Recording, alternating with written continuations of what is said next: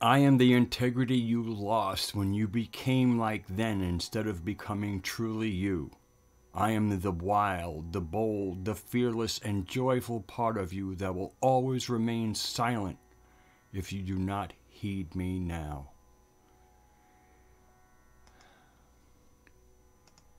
Well, hello and welcome to a Saturday night mystic brew. That'll be more like a telestic transmission, but telestic transmissions are for Mondays. Saturdays have an interesting energy. Monday is far more organic. Saturn's Day. But I think it's a good time to throw around some ideas. It's been a very busy time on the internet. Well, it's always busy on the internet. I guess I'll speak about our little group of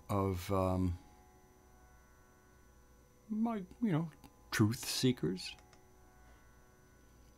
So hello, Madfinger and Sunshine on Sophia or Sophia and Oswald Spengler. Hello. I would say the inspiration for the show hit me about a half an hour ago. I've been in some communications, and some communications are a lot more inspiring, and it also depends on what's going on in our immediate environments.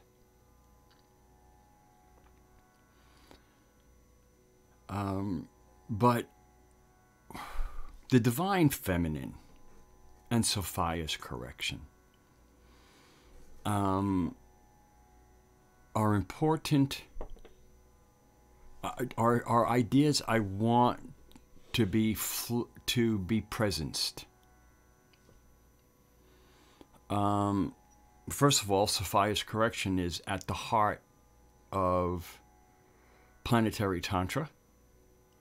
And planetary tantra is, for me, the restoration of what was originally Gnostics. And again, Gnostics being a pejorative term by those who were clueless in creation, and when others who were not clueless in creation would try to correct them, they were like, it's like, oh, here come the know-it-alls, all right? So anyway, but Miguel Conner has Aeon Gnostic bite. He does speak as a Gnostic, and certainly nobody has the right to, nobody has the privilege. Good evening, Soul Travel Amanda. Nobody really has the privilege to say, oh, that's not Gnostic. Like one time we referred to Gaia as this crappy little planet.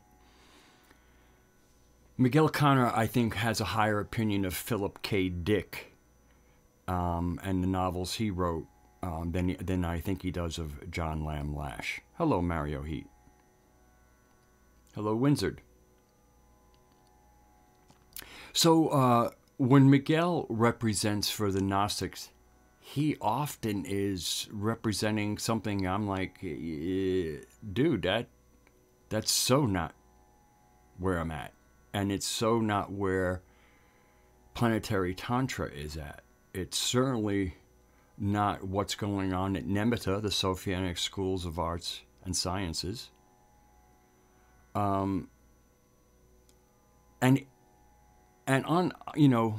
Unlike planetary tantra people, where there's a lot less questions because the information given is able to, because gnosis is about confirmation and experiencing that which we hold as our reality construct.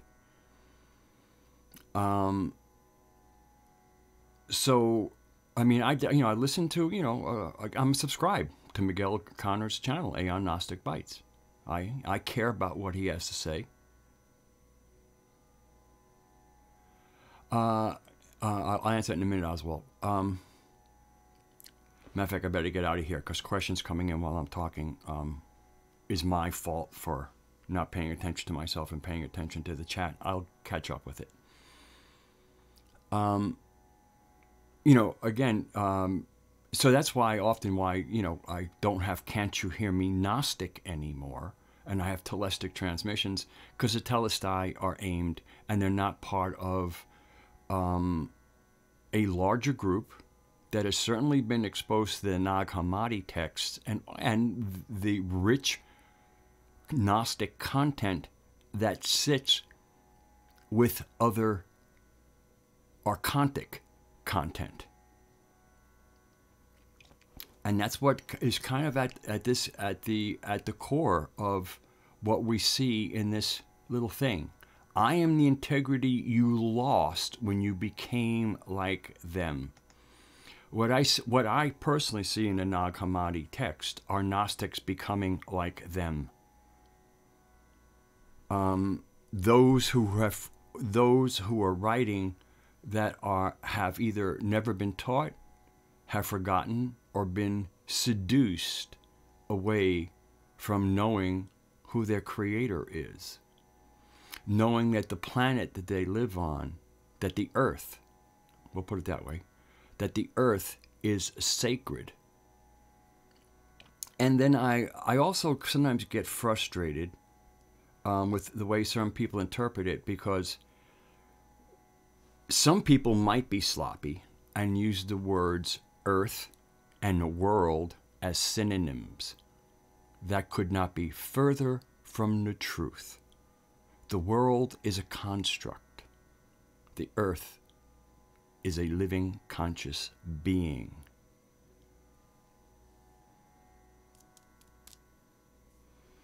Okay, that's kind of like I'll follow up on that, but I do want to stay a little bit in the chat, because this is a little bit partially for the discussions that might ensue. All right.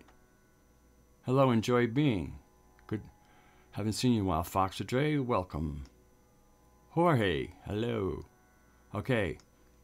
I don't know if the Mandela Effect channel Decoded has been removed. John Lam Lash now has his own channel. I don't think it's getting a lot of use. And Ginny, as far as I can tell, is the administrator of Nemitta. And Nemitta is now really the heart and soul of planetary Tantra, in my opinion. The website is up. It is the portal to all things planetary Tantra and Sophianic in nature. But getting back to Miguel, let's see. Like I said, as I was saying, he'll quote Philip K. Dick all over the place. But, John Lam Lash is, apparently just some peripheral Gnostic to him.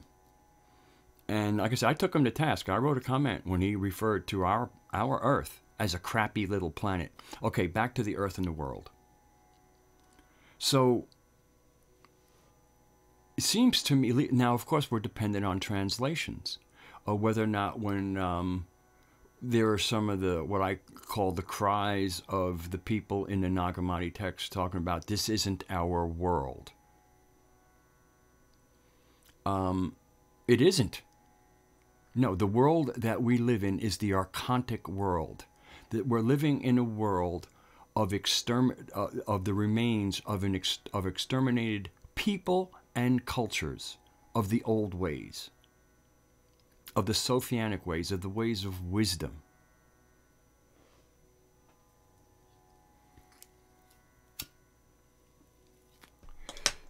But the world is a construct. It's almost like a building. It's the systems. And they can be taken down. Kali is the destroyer of worlds, not of earths or other realms. It's worlds that she destroys. And the world on this beautiful earth of ours, this sacred earth of ours, is in some serious need of dismantling.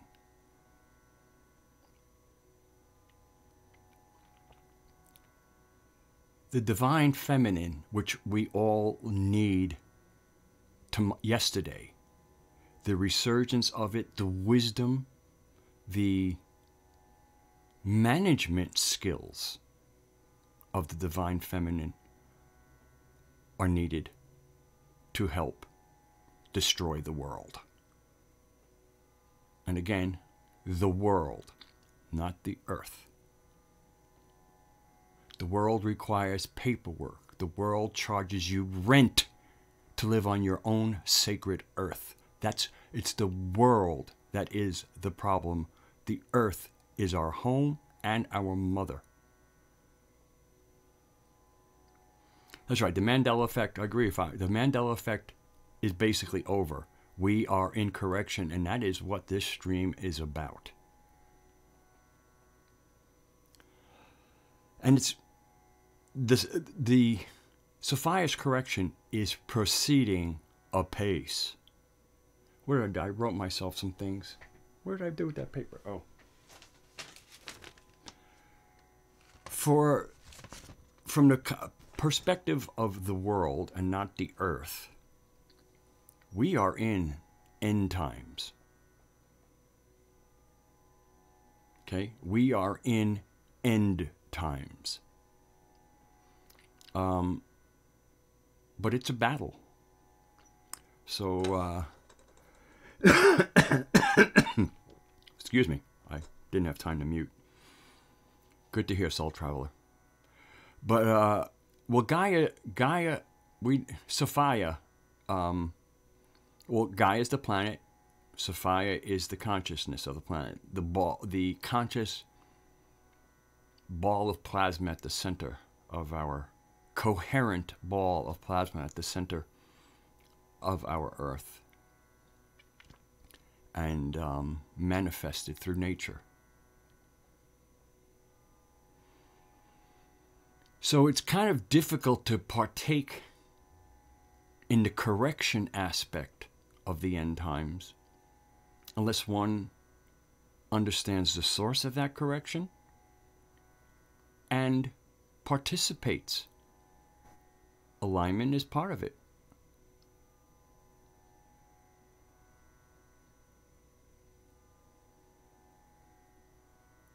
And one of the issues with the New Age is it's kind of like a marketplace of ideas. It's kind of like going into a supermarket. You know, some person may say this is the best cereal, but somebody goes, oh, but I like this cereal, so this is going to be my cereal.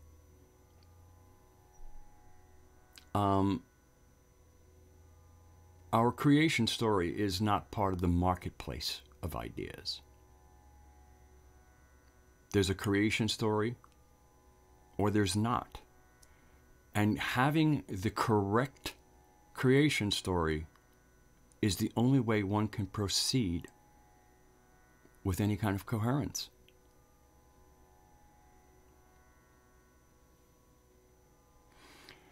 Personal correction comes with linking with the mind of the Divine Mother and her dakinis as they come and go on their various shifts. And then, of course, we can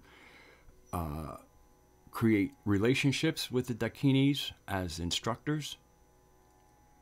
And then that can be part of our personal correction.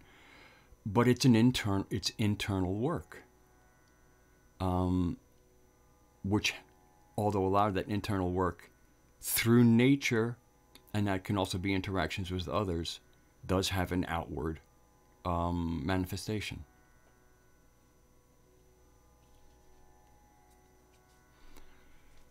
So the divine feminine,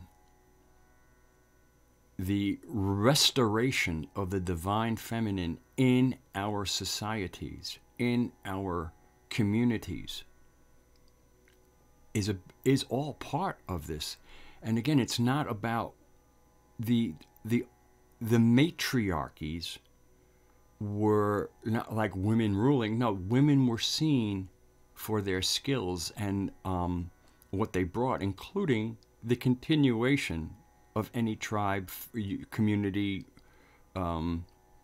village. And I'm keeping these words small because it is in these small words that we touch into the organic essence of the human species and how it lives. The city-state is an archontic construct. The city-state is held together by Torah or laws and not Tao or ways and agreements and how we set up with each other through sacred discussions and agreements on what we will tolerate and what we will not tolerate. What we, the people, will tolerate, not what the rulers have decided they will give that. And ruler is the English word for the Greek word archon.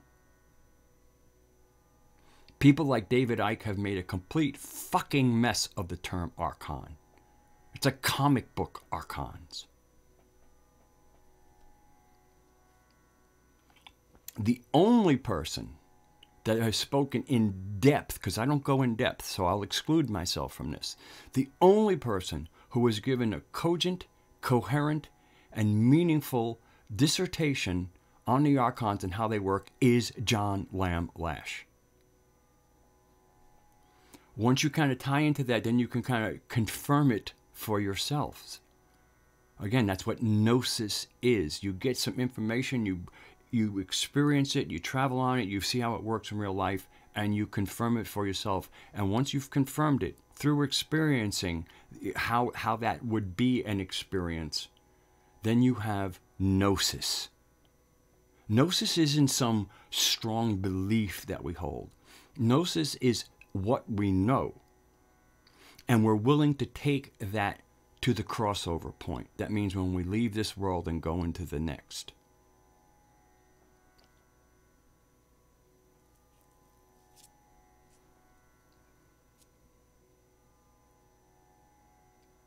The divine feminine in all its forms, from our sisters and mothers to the goddess herself, is our correction.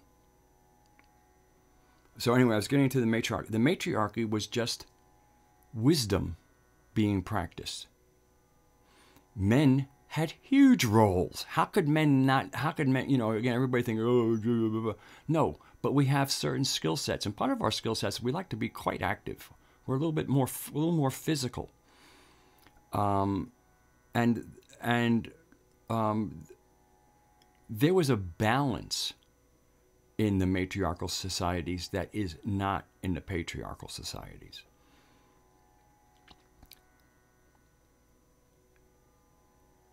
The world, not the earth, has been set up by archontically influenced human species. And in many cases, an infection has clearly set in. And I see this infection spreading even more right now in where we are in these end times. Because now the battle is on. Hello, Mary. And whether or not, now people might not be aware, quote unquote, that there's kind of like a dividing line or even sides. But the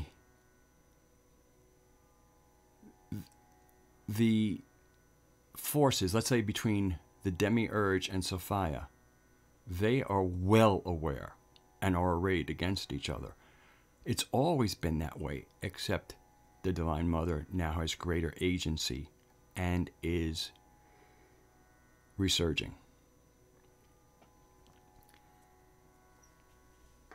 The consciousness that planetary tantra and the work of John Lamb Lash have created has created a real opening for these end times to end well.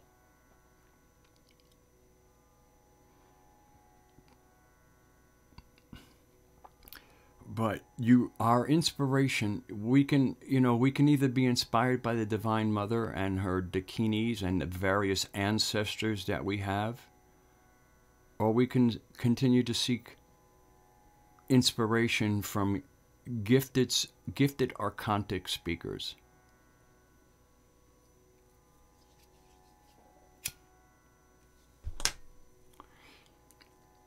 Hello, Pyramid 7.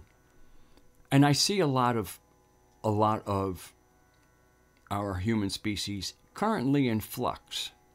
And I see that as a good thing. I see lots of disturbances. And when it comes to the ghetto of the world, of the archontic ghetto, disturbance is a good thing.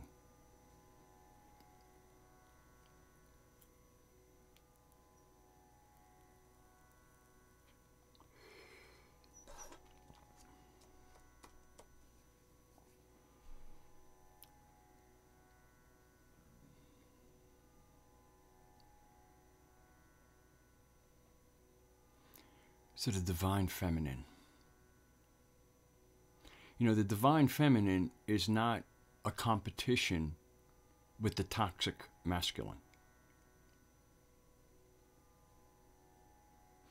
The divine feminine does not compete with the divine masculine. It coordinates, it works with, it brings into harmony. Hello, elephant in the room.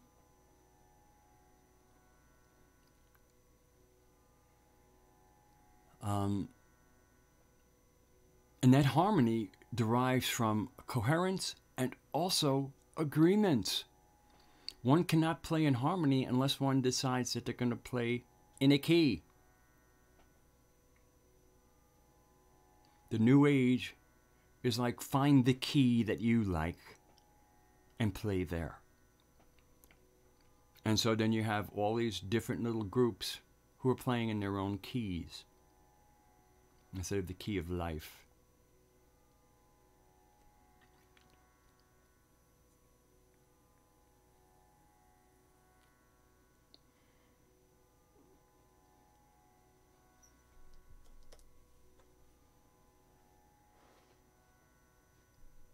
I don't really, one of the things I don't have, the questions I have are not existential questions. They're more, most of my questions are just in the here and now, because the Sophianic narrative removes most of the existential questions.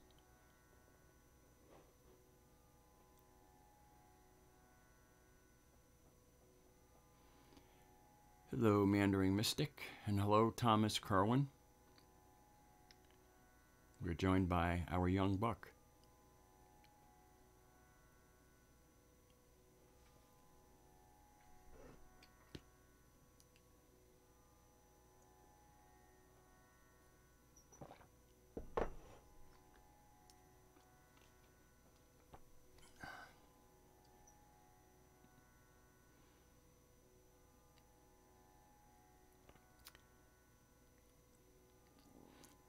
On the world stage, representing women, on the world stage, I see none of the divine feminine energy.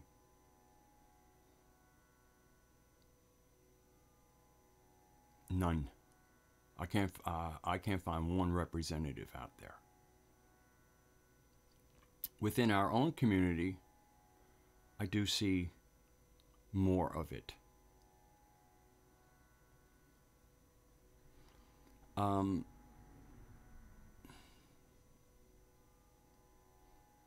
It's very difficult for women to pull inspiration for what the divine feminine might look with, while still kind of having some allegiance or some of their sourcing in the archontically, geared major religions. Although one could say that the Abrahamic religions are certainly the heart and soul of it, that infected thought has largely spread to the other ones, and Taoism has just been crushed under the Chinese system, the Han, and which is a group of Chinese people, the Han and their ways. Taoists had to really cool it, especially when Mao came around. And so although the writings of Lao Tzu, the Tao Te Ching, have great wisdom, so the Tao is all good. Taoism, it's got issues in my opinion. So again, it's just like there's the world, there's the earth, there's the Tao, and there's Taoism. And ism should be an alert word. The moment one of us hears the word, that suffix coming off the end of our tongue, or hearing it being used, let a little alarm bell go off. And an alarm bell is, let's take a look. Doesn't mean there's a fire, but an alarm bell should go off.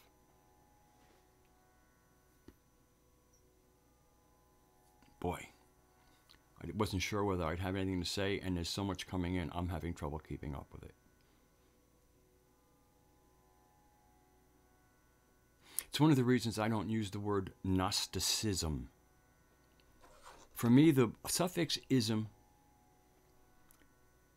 is indicating something real, live, organic, like an organism. Ideally,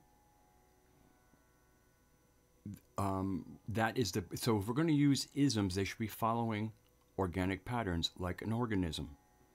The word ism doesn't have to, it isn't necessarily a bad thing, but it is how life, attaching ism to something like, let's say, the Tao, the way, is life. It is the coherence. The pleroma is the Tao, and Sophia is part of that Tao. And so any part of the Tao is the whole, owing to fractalization and other aspects. You know, where if you have a whole thing and you take a part of it and it is alive, it will continue that. You know, you can't just take a part out of the whole. The whole, you can have a part of the whole, but the whole is the whole. In other words, it's kind of like a duplication.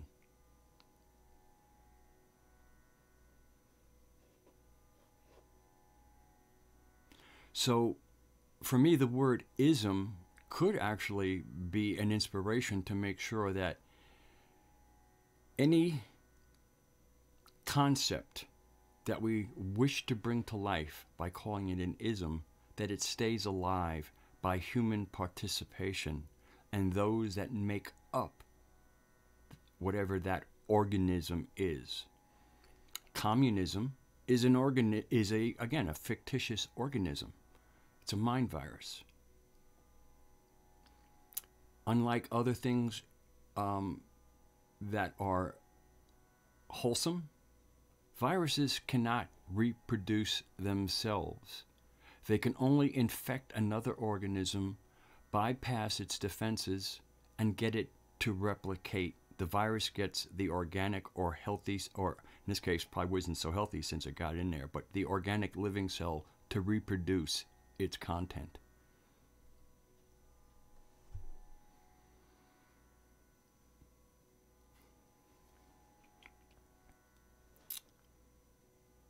We need Sophia, but Sophia can be present also in the divine feminine, and the divine feminine isn't only presenced in women's bodies.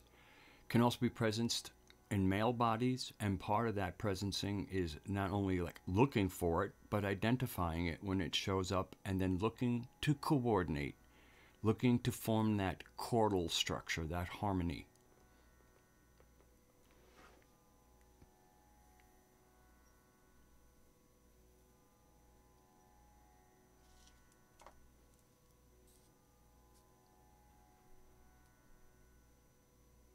Hello, Julie.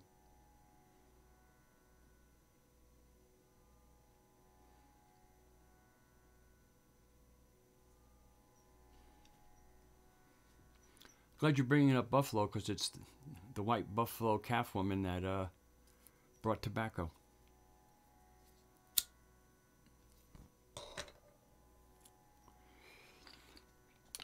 maybe you can help me with this, Fox or Dre, because I do remember John indicating which Dakini he, in his opinion, was that corresponded with the white buffalo calf women, and I'm not sure, but I'm not sure it was Sodashi or Variegated Mother, the one that we're currently, whose shift we're in currently, also known as Bodhi Ma.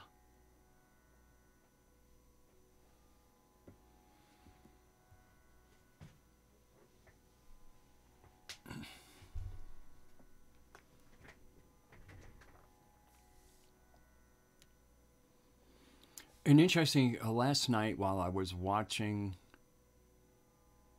CW Chanter with Groovy Bean, and somebody put in the chat something about like women need to be given their power back. I disagreed with that, and so what I put in was no. Women need to be like Groovy Bean and just establish that power. CW was in a little bit of a, until he was able to speak with Joe from the Carolinas, was in a little bit of a fit. He had an idea and he ran with it. And of course, when we run with ideas, all kinds of chemicals get released from how we feel about the ideas and scenarios that we create. Very natural. And in her real wise woman fashion, gentle, but like, gentle, but like kind of like a rubber padded wall. She just kind of said, no, this is how we're going to do it. And so what I was suggesting is, again, if women are going, oh, we need to be put back in charge, well, then who is the one in charge that's going to do that? It's like leadership or taking your place is something that we do.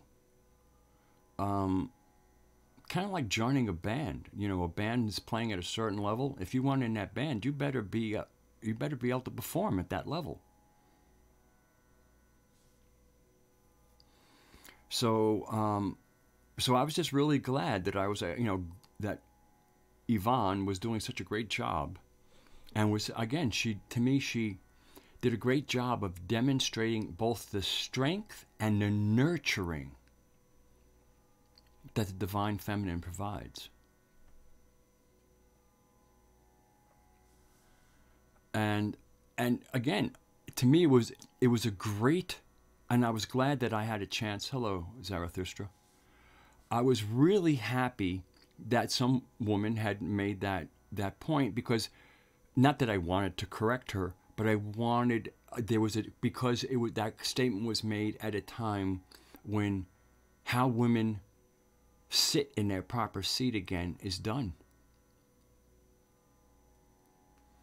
And the example of that strength and nurturing together, something that is really uniquely feminine.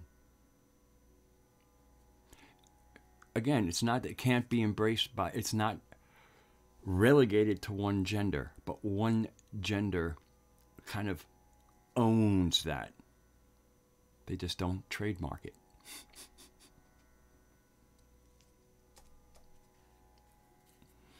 And I was glad to throw in the trademark thing, because that ties into some of the nonsense that was experienced in the past couple of weeks with the Blue Chicken people.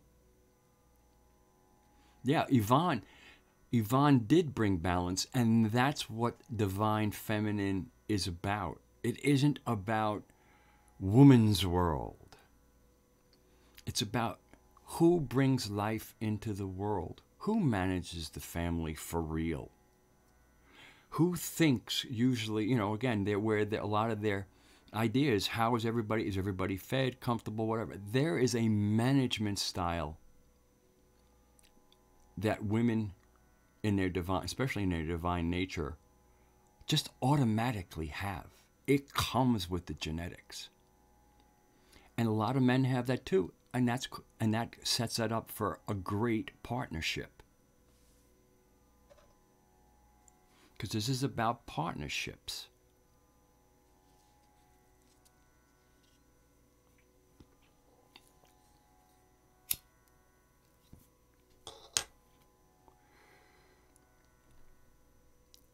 And so in our, in our own little community, we had a chance to have an example, because all teaching is best done by example.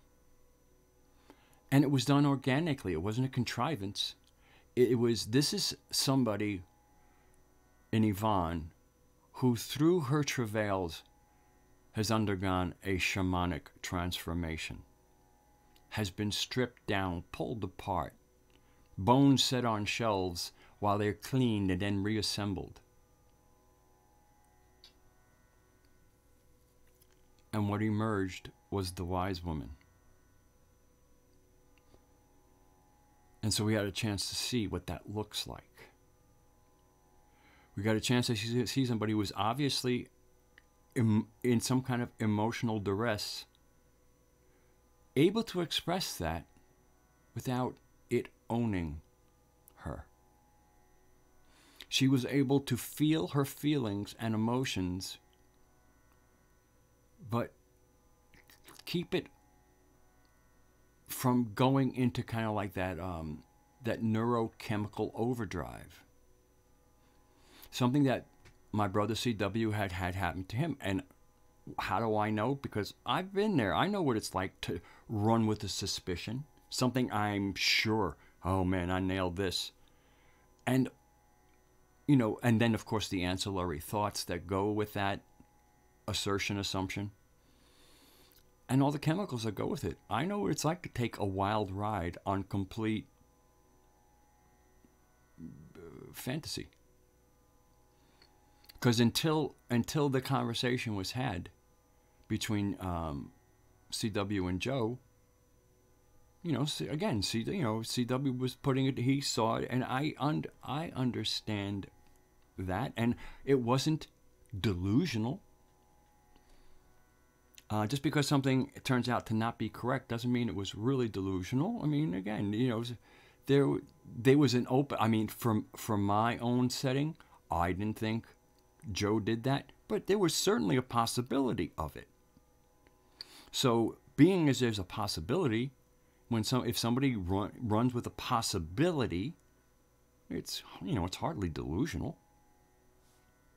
Incorrect, in error, but not delusional.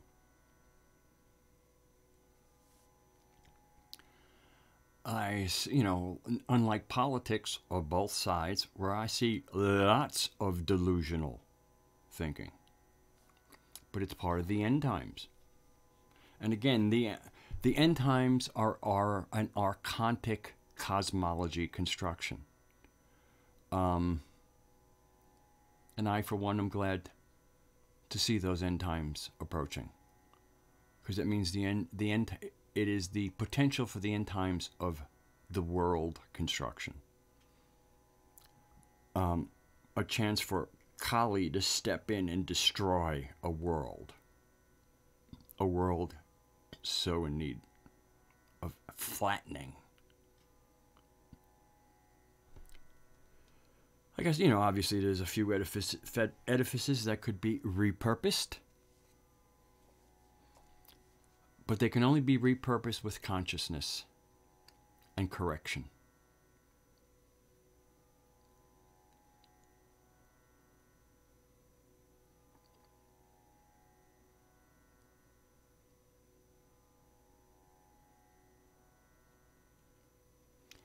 I've been waiting for a Bitcoin comment from you, Mr. Kerwin.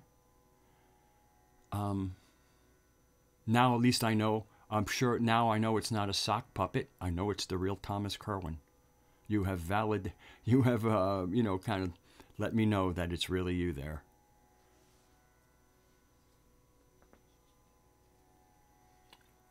Although anybody seeking to imitate you, I guess, could easily just say, okay, I want them to think that this is really Thomas Kerwin, so all I have to do is say Bitcoin.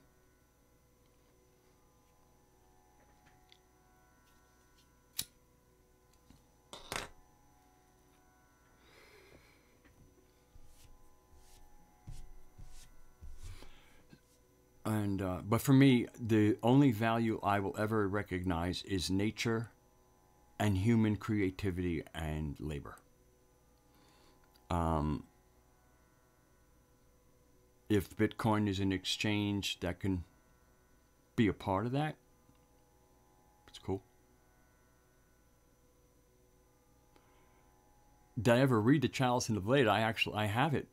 Where is this? Like right over there or right over there? I did a transmission based a little bit on it, and it's what gets revealed in that book again is what the world looked like before the sky gods arrived, when we were earth-based instead of heaven-based.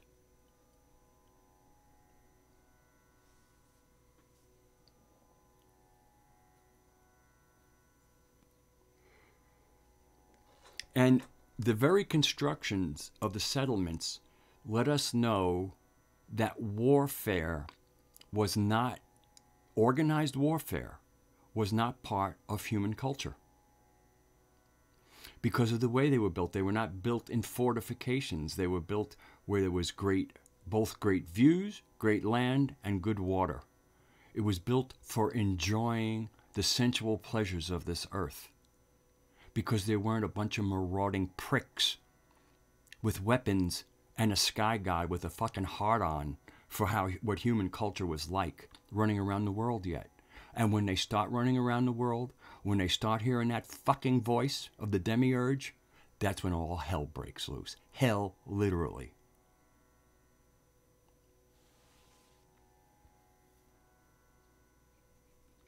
So The Chalice and the Blade is a great read.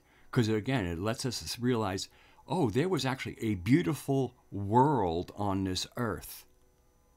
And it's all prior to the interference and humans listening to some fucking demented sky thing. The demiurge. The Gnostics have spoken endlessly about the demiurge and the archons. Everybody just wants to make believe this is some kind of fucking fairy tale. But read the real history. And then find out the fucking nightmare that has occurred since the inception of these sky gods. You're right, Thomas. War is bad. It's a waste of resources when things that could become implements and other things that we can use in life get turned into weapons of war. It also, young men that might learn a trade or a skill instead of turn into fucking killers?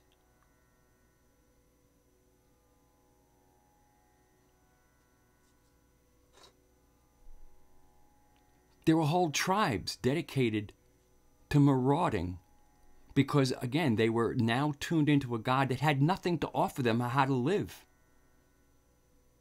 It's not the creator, was never the creator. It pretends and calls itself the creator. But it has no creative abilities. It has no agency other than conniving and getting into the minds of the human species and having them accept that virus and then reproduce that kind of cosmological DNA.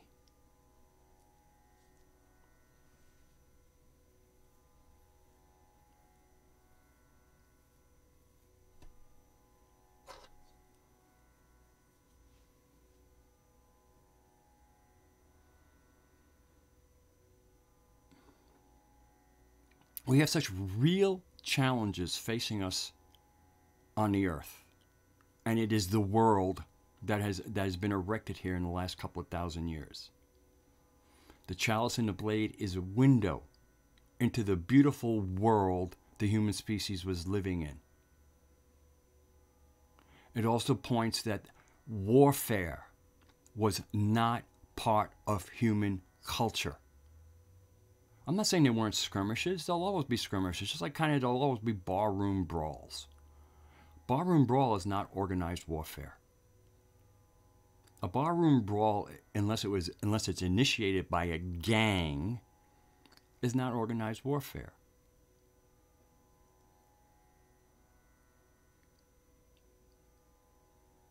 I mean, just think, soldiers have to be fed. So here are all these resources going to killers. Now, of course, once the virus is loose, then people are going to need T killer cells.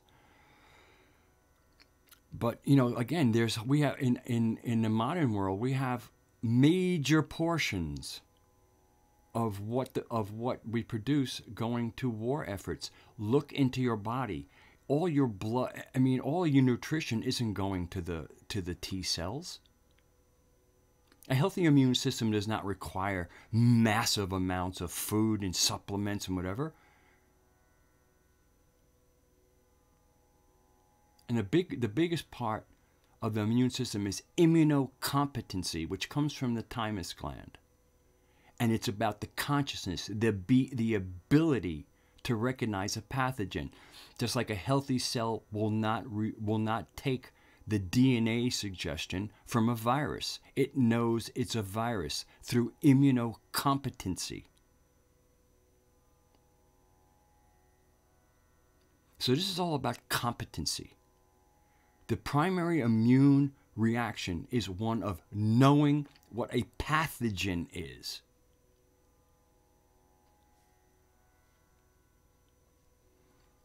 Governments are pathogens. City-states are pathogens. The monotheistic religions are pathogens.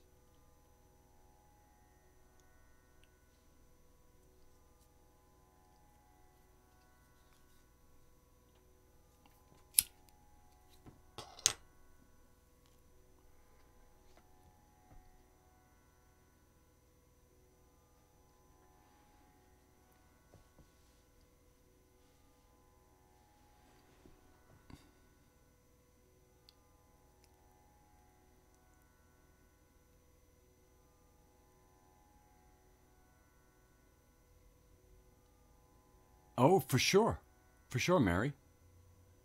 I mean, the biggest here, it's kind of really simple. I mean, there is the organic system, which is, Sophia's way, or Sophia's Tao, okay, or the pleroma Tao. There is a Tao that sits in the universe at large. The galaxies are a representation of that Tao. Sophia is a representation of that Tao, that way. In contrast to the Tao, and it's interesting, you can pull the letters out, but there's extra in there, is Torah. Torah means law.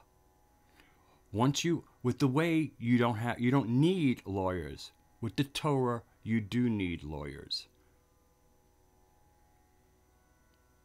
And again, Torah meaning law, a legal system. The only systems that are actually human and are good for humans is our own, inner system, and the ecosystem that supports us and that we arose out of. All other systems are archontically created. They're part of the rulers. Anarchy doesn't mean without rules, because those would be the agreements we do in our own personal Tao. Anarchy means without rulers. So again, when somebody you hear anarchy, don't think, oh, everybody just wants it to just be anybody does what they want. That's not the Tao.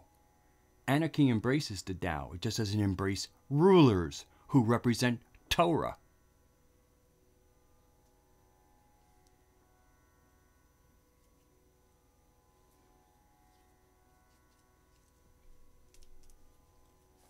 Hello, his shadow.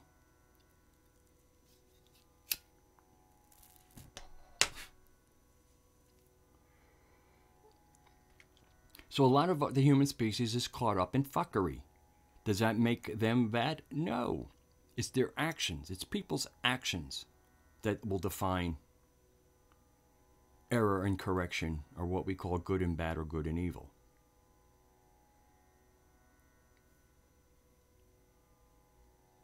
Thank you, Zarathustra.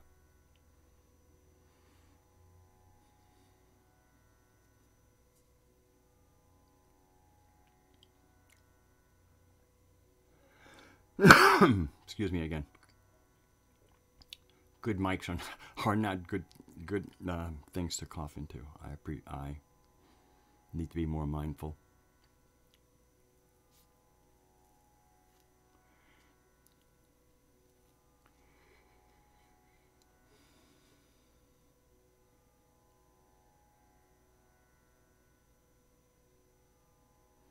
Fruit is a great analogy. I mean, the Bible the Bible, the holy scriptures as opposed to sacred scriptures are filled with the wisdom of the earth. That is the medium that the toxins are put into. If you're going to poison somebody, you don't poison them with sewer water, you poison them with something really delicious.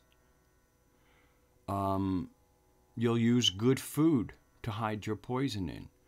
The infection is just like, having smallpox on a wool blanket. The wool blanket is really great. It's the smallpox that's the problem. So in many ways, there are a lot of sayings in Holy Scripture that are equivalent to the wool blanket. It's just a shame that that wool blanket is full of smallpox.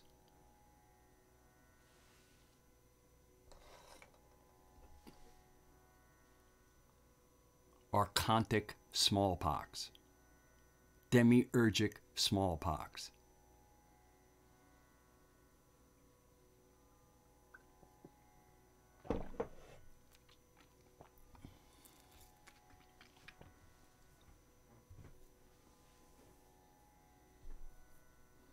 But last time I lit up that cigarette, I burned a bunch of my mustache.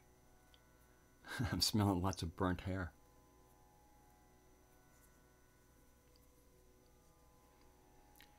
His shadow, you're forgetting, you cannot put those two without leaving out Judaism, which is where Torah first really emerges.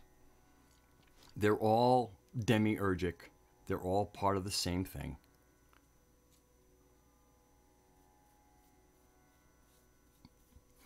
The interesting thing is that in many ways, and John Lamlash has spoken about it,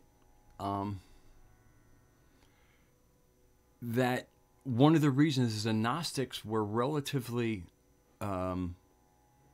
unconcerned with what was quite ugly, the imposition, the destruction of the old ways in Canaan by these newcomers that spent 2 generations getting rid of the ones who still remembered the old world.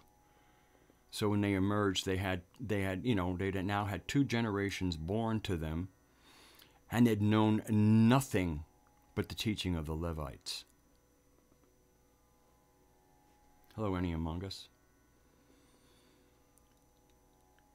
But what the Gnostics observed is once they had exterminated their way into their promised land, they settled in.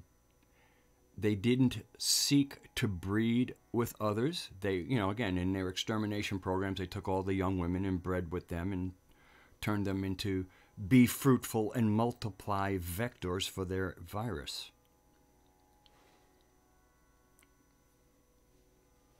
No, they stayed put. They had their promised land and didn't seek to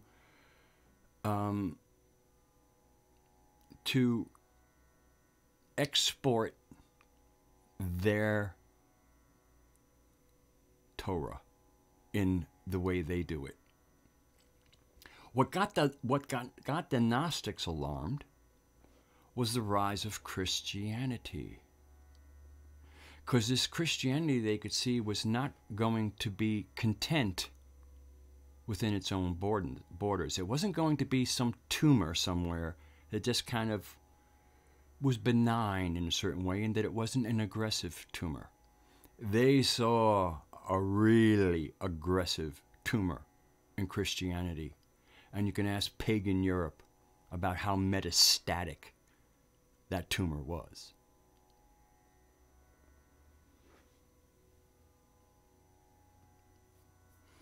So what they saw was this virus that had been contained in Canaan was going to run rampant through this new religion, and that's why they spoke so strongly about it and largely left Judaism alone. It's like, okay, again, it's a big earth. So that some little viral particle had settled into a very small part of a very large earth wasn't a real concern. Even in our own bodies, we could grow, Deepak Chopra said he never did an autopsy where there wasn't some cancer in the body. Cancers come and go. Sometimes some of them just turn into benign tumors, colonize a little portion of your body, and then just stay there.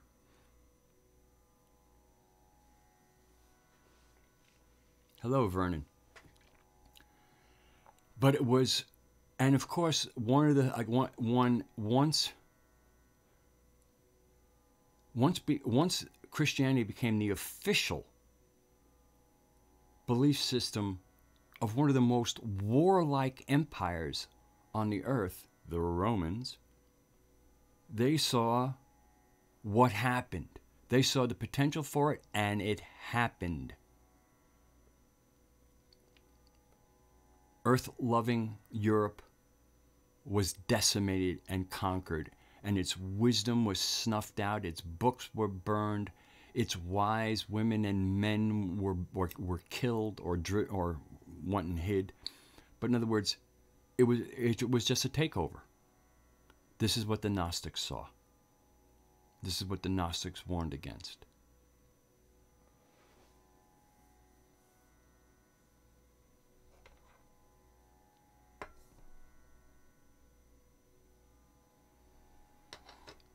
And then, of course, what was the serious take two on the absolute eradication of a way of life, a Tao of life, was when the Christians came to North America, and what they did here with the indigenous earth-loving people, all in the name of God. People who owned slaves in the South use the Old Testament as justification. Matter of fact, I don't know if there might be other books, but the only book that I'm aware of that actually goes into great detail on the feeding and caring of your slave is the Old Testament. If anybody else is aware of another work that really talks about the care and feeding and proper treatment of your slaves, let me know so I can list it alongside the Old Testament as a source book.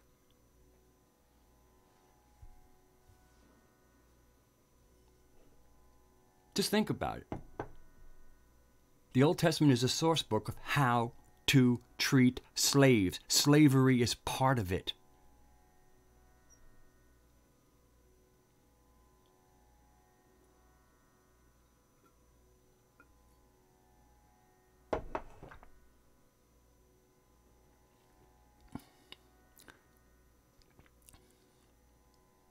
The Talmud and the Torah should be separated. They each have their own unique toxicity,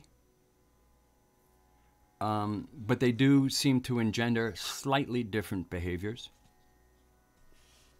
And the Talmud, so unless you read the whole Talmud,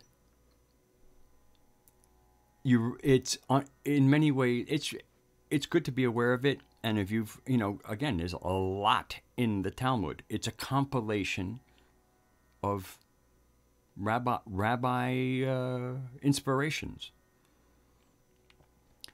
and they don't all agree, at least not on the surface. But once again, it's a book of writings by rabbis. That's what the Talmud is, and there is some worth. One of the primary reasons, maybe, to know a little bit about the Talmud is you get a chance to look at the psychology operative with a people who identify as one unit.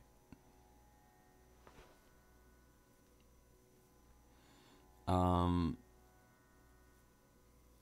of the more interesting things, again, I haven't read the Talmud in its entirety, but I have read what, gets presented. And one of the more interesting things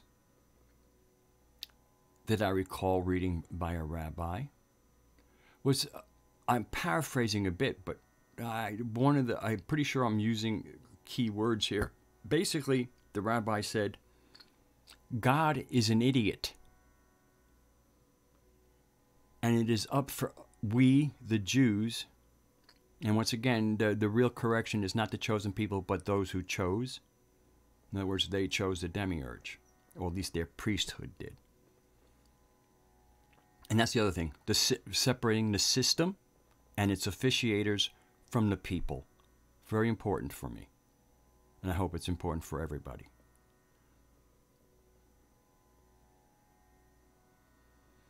Anyway, God is an idiot. And it is up for us Jews to direct things.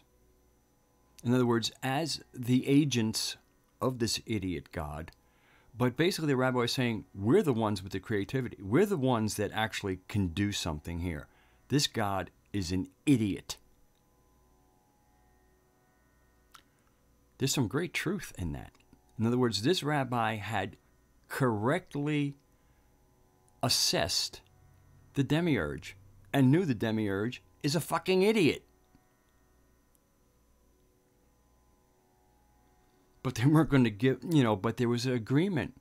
And the agreement was, take me on board and I'll give you the earth. Your seed will be scattered all over the earth and you will take dominion over the earth. And they were going to keep that, so once again, keep these rules because it's an agreement. It's just like a contract in law. In other words, you only acknowledge me, Yahweh, whatever.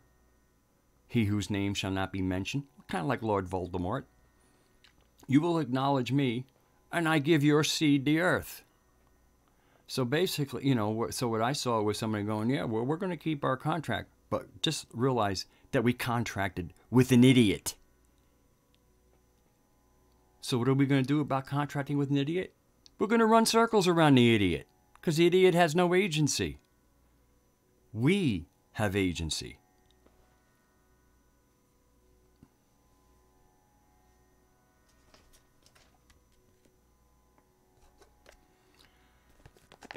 Odin is a very admirable character. Yeah, the Melchizedek covenant. Very good. That's exactly it. Or at least that's the recorded one. And so it's an important one, because they wouldn't record what's not important.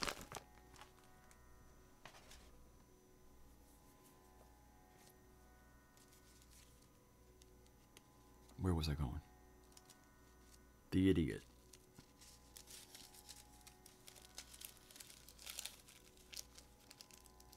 They might have said, or it might not be an idiot. It might be the word might have been retarded. But in other words, it was the words of a rabbi who had correctly seen the demiurge for what he is. But a deal's a deal. Especially when your end of the deal is dominion over the earth.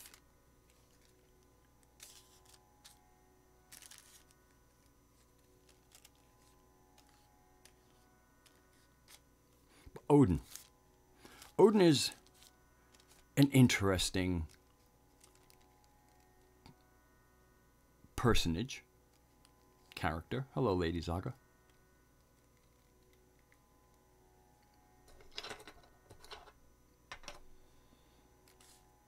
And, well, because in obtaining the knowledge of the runes and his own, again, he underwent a shamanic ritual by hanging upside down on the world tree Yggdrasil without food or water until he had received some wisdom. And from his ordeal, not only received the runes, but he emerged a shaman. And then, further, again, within the mythos, he also wanted to be able to see, the eye of wisdom. And was willing to give up one of his own eyes so that he could be wise. These are noble things. That is a noble story.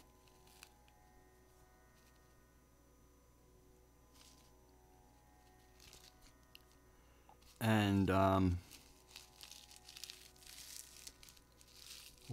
there's a lot that one could use in their own journey from the story of Odin. Which is another thing about the pagan ideologies, is that they're accessible and they're paths that we can follow also.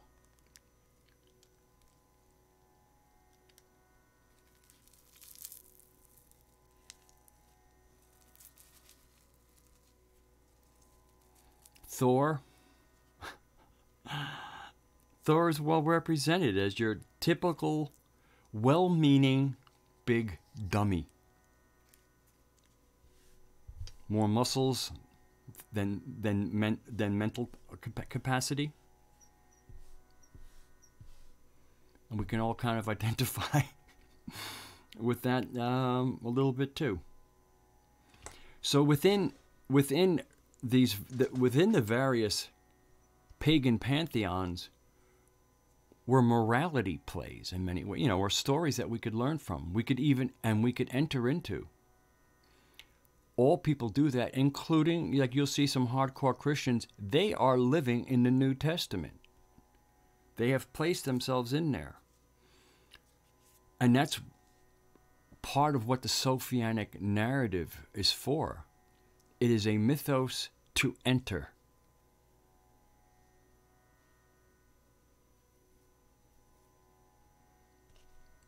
And you can't enter a story. One cannot enter a story that one is not fully aware of. I have links to 2 videos where John Lash does an oral dissertation of the narrative with Lisa Harrison. I highly recommend listening to him, because it just might be how you re-enter the earth and say goodbye to the world.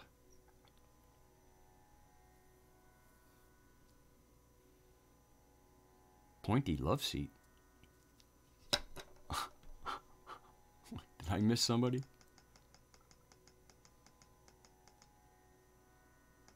I don't think so.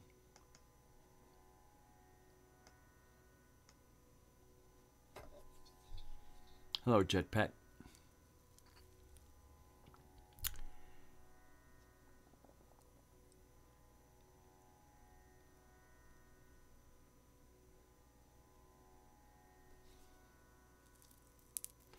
Now, I think one of the I could be wrong. But sometimes I think that the appeal to the Abrahamic religions, the demiurge, the big alpha male god. I think there is, just like in nature, the alpha wolf of a wolf pack is going to be looking at that alpha male. And of course, that's largely about genetics. It's not about power. It's, again, there's a certain genetic potency being built, and it stays potent by using the finest distillation.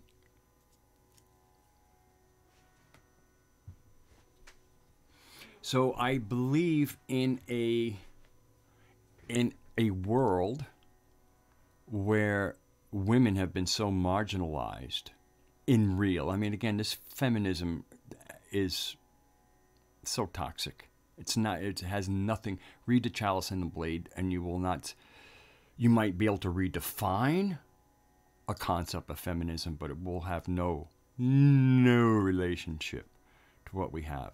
Well, in modern feminism is little more than a toxic feminine response to a toxic male world.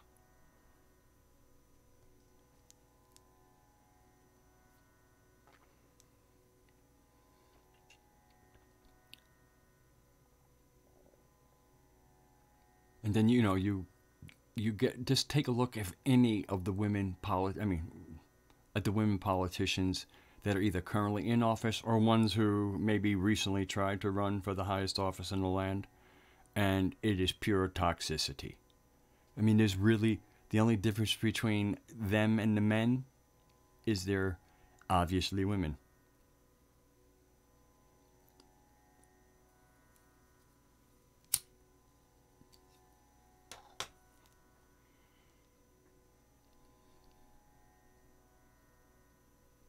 So I think that within this toxic and subjugated female consciousness, there's a certain thing of like, Sophia?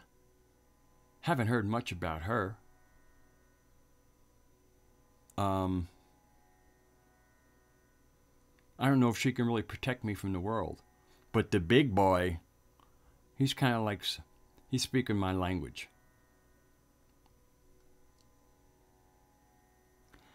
And I think there's a natural desire, for those who would aspire to being great, hooking up with what they perceive as great. And sometimes what is great gets confused with what is perceived as power. And this is more about power over others as opposed to what planetary tantra is about, which is where you share power. You share power with the creator. Because that's kind of how, for all the agency that our mother has, her greatest agency resides in us. To be able to communicate and then act in the world through our own creativity and our hands.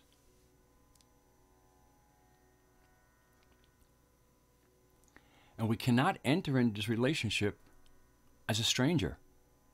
And the way to dissolve that strange factor is to have either listened to or read the Sophianic narrative and find your place within it. I don't think I know of anybody who has actually read the full Sophianic narrative or listened to the oral version of the Sophianic narrative and has not been profoundly affected in like, oh, I think I'm coming home. Okay. Good night, Thomas. So I feel there's a number of people who are rejecting the concept of correction and Sophia's narrative without having made the effort to find out what this narrative is.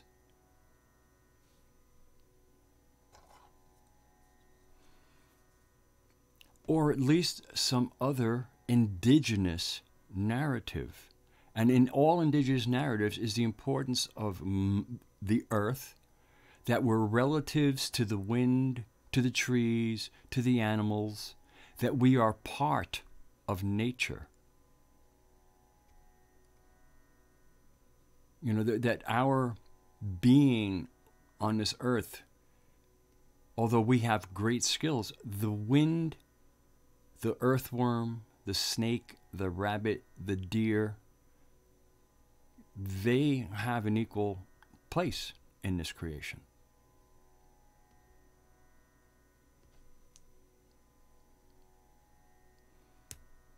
Fox J, I'm very familiar with MGTOW. And MGTOW is addressing the marriage of the legal system and women. Where basically, the overall concept is that women have married the state. And if they're men that they legally bond with or even just, swap spit with, don't perform to their desire, they're going to call in who they're really married to, and that's the state. To me, that's hypergamy. Hello, Trey.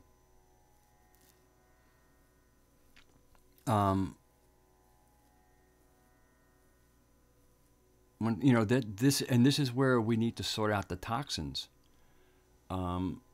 What the state is standing in for is for the other men in the tribe, the healthy men.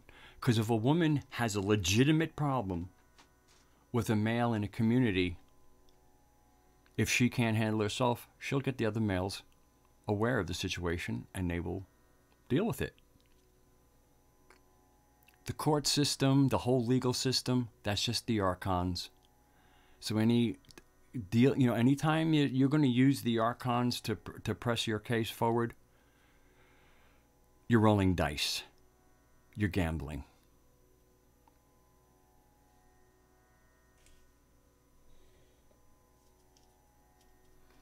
And I think for the modern men who are really trying, who are embracing their divine masculinity, it's probably best in many ways for them to be quote unquote MGTOW, men going their own way, until they meet a divine feminine woman and the sparks go up. But the current legal system and the way it has been set up to punish men. I mean, the system overall is set up to punish women, but then there's a legal system where it's a game. This is all games.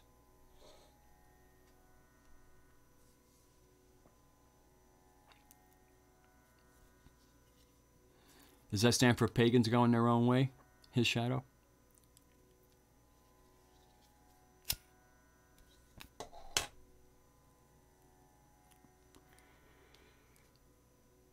That's what I thought. And, the legal system acts as something that John has very clearly identified, John Lamlash, is the righteous third party. Beware the word righteous. There's a lot of dead people from righteousness.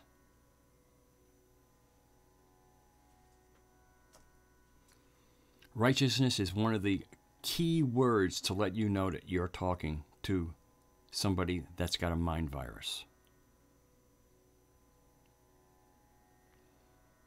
There is what is correct, but not righteous. And again, the word right, we must remember, has only one real correct definition, and that is ritual. All rights are spelled R-I-T-E-S. And that's why you invoke your rights.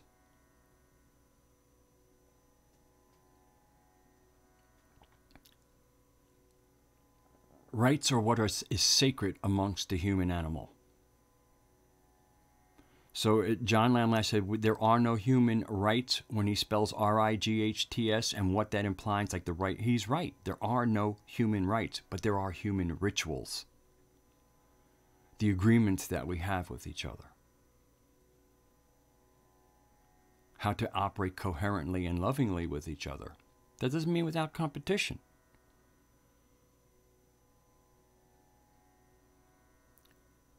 But to be righteous, there is no fucking righteous. It's just an excuse for bad behavior, hiding under a definition of what is righteous.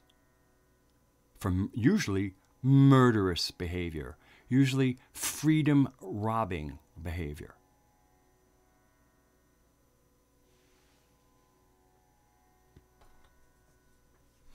Even like, the concepts, like I'm an observer.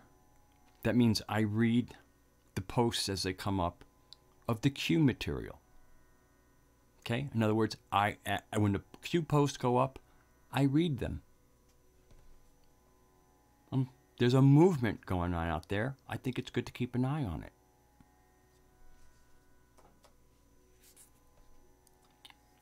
Some of the things I really don't like about the Q movement. It's very Christian.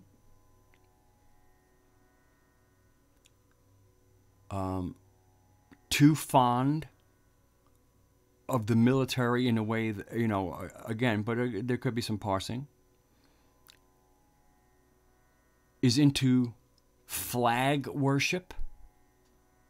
The Pledge of Allegiance. I pledge allegiance to the flag. It's a piece of fucking cloth. Yeah, it's a symbolic piece, but how about allegiance to each other? How about allegiance to the earth that provides the very conditions that allow us to live as organisms?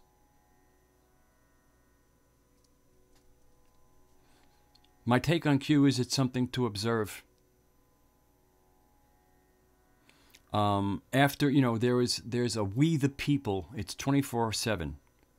And when it first opened up, I sat in, and some of them even put some of the things into the chat. Because trying to see if there any how well sanity would sit in a chat. No, sanity did not hold up very well. The positive thing that I see to Q is it's keeping a lot of knuckleheads off the streets and in front of their computers, where they can stay out of trouble. When I read what's going through the minds of many of the Q followers, I want them in seats at their computer desks. I don't want them going out there making any policy.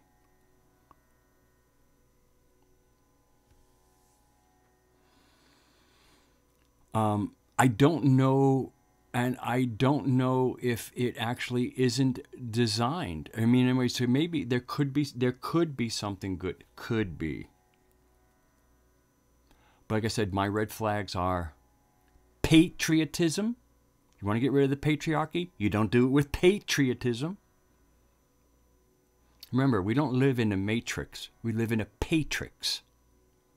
The matrix is what's real, what's organic, and what's natural. It is the dreaming. The dreaming is the matrix. This fucking horror of a world. That's the Patrix. And the Matrix movie did what Hollywood does best, which is disinformation. To call what is sacred the bad thing. Which is what they have always done. From the moment the demiurge started catching a few ears, it has always been to demean the divine feminine. And so calling a movie that's clear about a fucked up world, calling it the Matrix, is more of their shenanigans.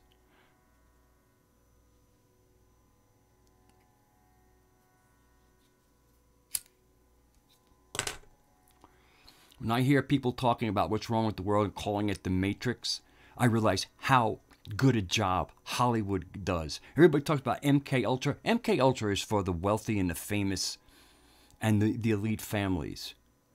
What's our MK Ultra? TV, entertainment, movies, Netflix, Hollywood. That's MK Ultra for the masses.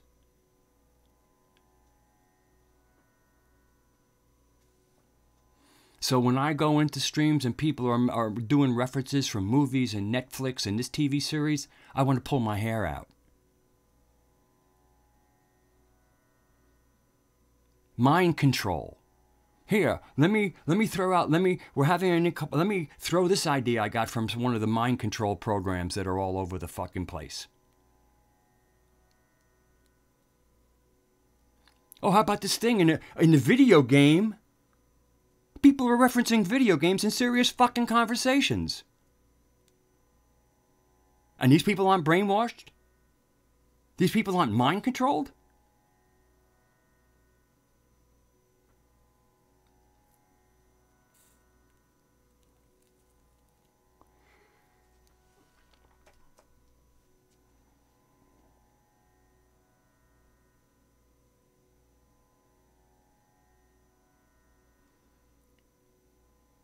You know, we'll have the same people who talk about MK Ultra then refer to movies. Did you see this movie?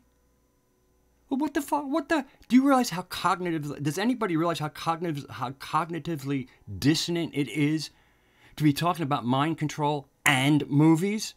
Unless you're talking about movies as mind control? Yeah, Hollywood, there's a few people in Hollywood who are trying to slip us some truth.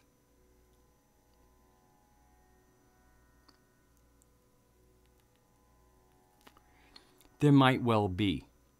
But just like the Bible, it's like, oh, here's something wholesome. Let's make sure we have a little poison in there.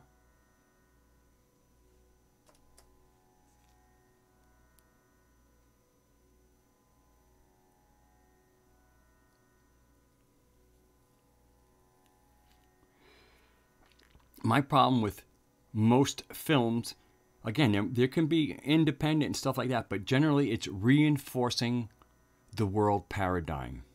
The morality, or even the questions about morality, are all based in biblical morality. It's a constant reinforcement of a paradigm.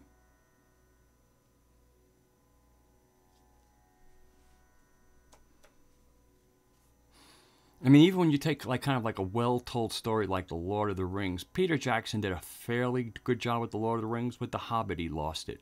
He went full Hollywood with The Hobbit. The amount of action scenes in The Hobbit is disgusting.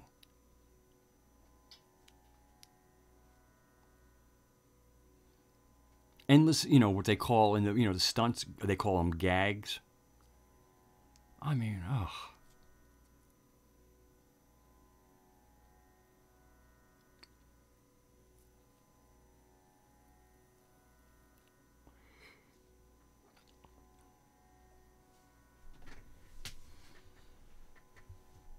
I'm going to step away for a moment.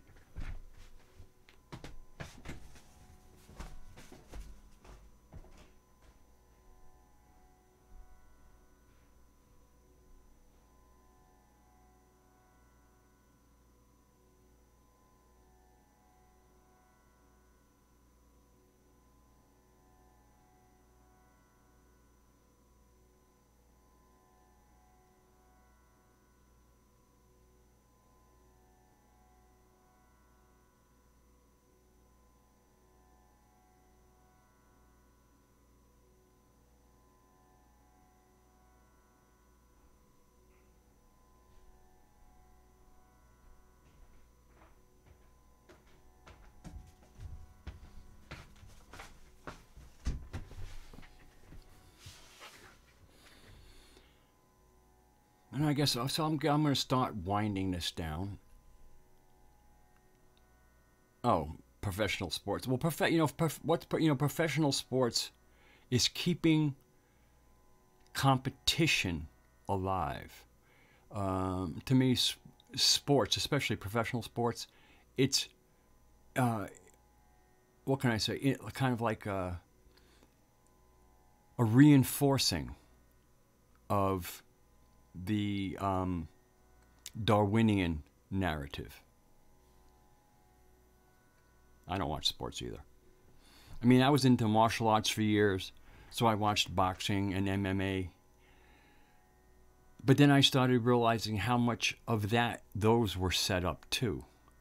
Even in like when I watch boxing, and you would just see some up and newcomer being given a bum to pad his record.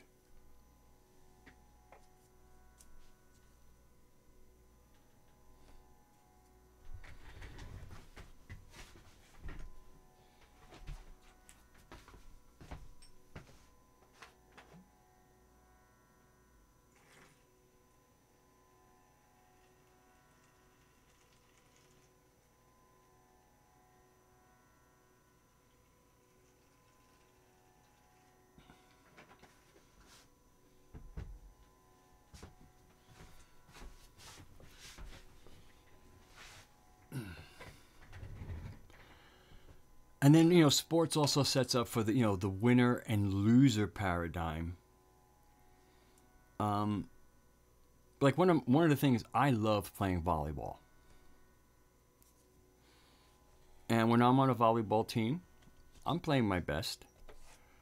But it is the joy of playing the game. It is the joy of challenging my own skills in that situation that matters to me. So whether I'm on the winning team or the losing team, as long as we all played well, I have a great time. The winning or the losing doesn't really mean all that much. The fact that there's like a little bit of a competitive spirit makes you dig in a little bit and find out what you got in there. But when it's all done, it was just for us, to individually find out what we're made of.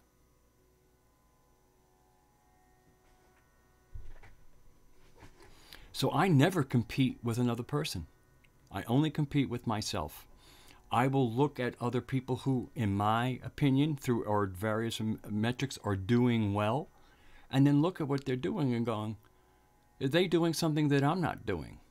And then sometimes I'll see, yeah, like in other words, I have even though we started at the same time in 2015, I started January 20th, the new moon of January 2015. And CW started within, he started in 2015 too. He might have started a few months later than me because, I started in the first month. He has 3 times the subscribers I have. I see things I could do to increase my viewership subscriber base, but they're not acceptable to me. They're not acceptable for how I'm competing with myself and what I see myself doing. So I will certainly I certainly take in what others are doing, but I don't compete with anybody. I'm only competing with myself. In other words, can I do better?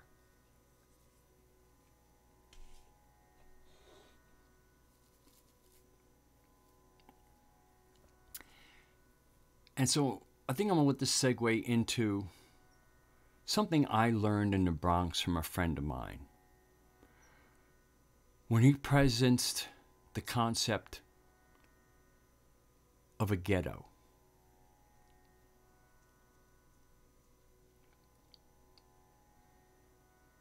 And leaving the ghetto. Now, we lived in a decent neighborhood in the Bronx. It was becoming more diverse, but it was becoming diverse in a good way. Our diverse friends were our friends. And I grew up, and the person I spoke to was a Greek Jew. I grew up in an almost exclusively Jewish neighborhood. Again, in my apartment, there were 40 apartments in my building. My family was one of 2 Gentile families.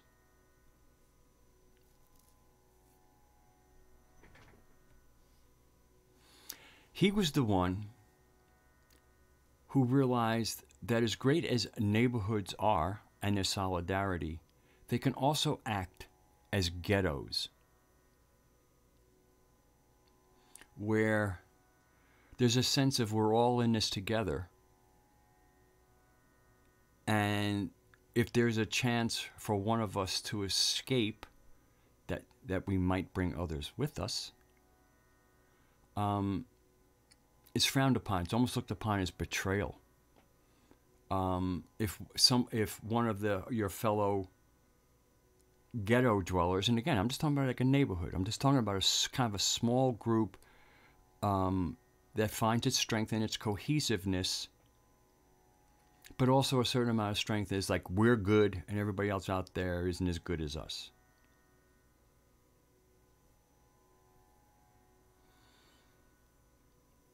And so very often what can happen in this ghettoization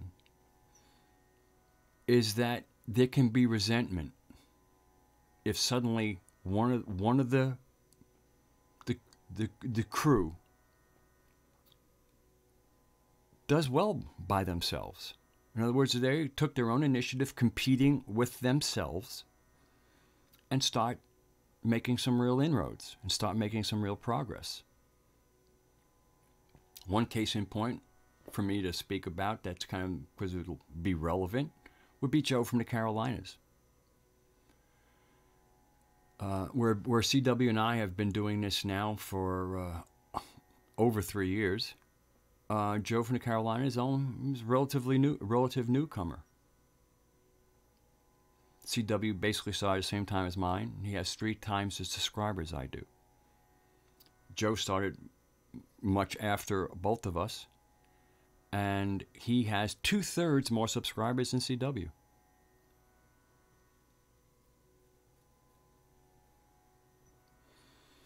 And he is, to me, looking to make connections. And by me being part of a community, of a neighborhood, of a circuit, if one of us is doing well, to me that means we're doing well. It's kind of like being on a team. The person on your team that scored that down, that basketball, that home run, that's for the team.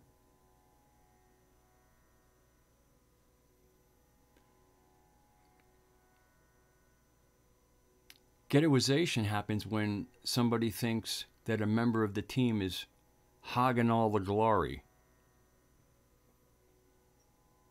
when the person who made the score for the team said, I thought I was doing this for the team, not for me.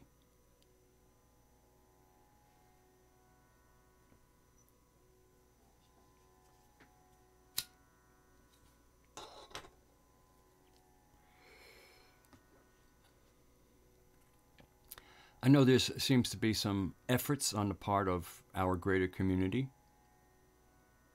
to save people from the idiocy of Ascension and the Blue Chicken crowd and all the rest of that all the rest of that savior meme in new clothes. For me, trying to be interventionist regarding like people following the Blue Chicken cult, to me would be very similar to standing in front of a McDonald's, and if any of your friends went in to get themselves some lunch or dinner, you said you were stopping them for their own good. I think most of us would consider that once kind of a fascist type of step, you know, Animal Farm.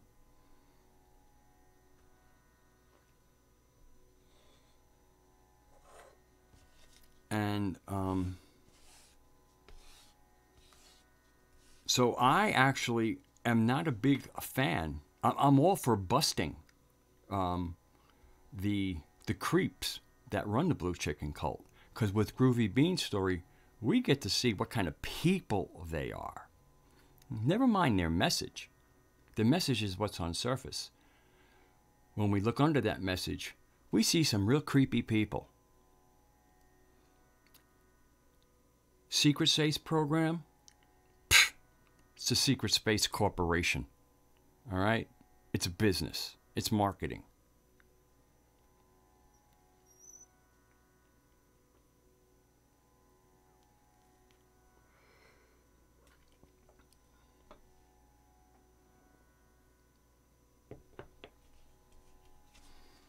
Well, the busting of everybody is really part of the end times.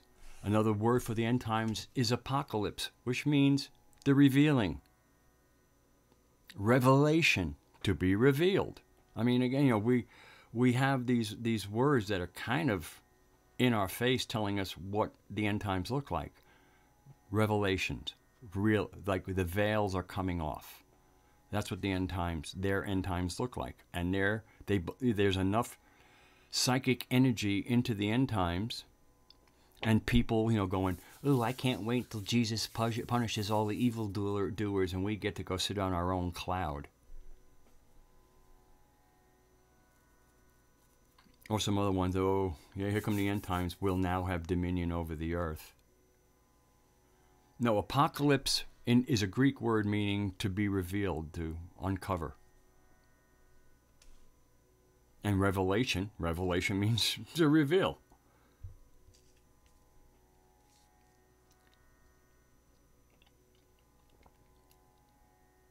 Oh, there we go.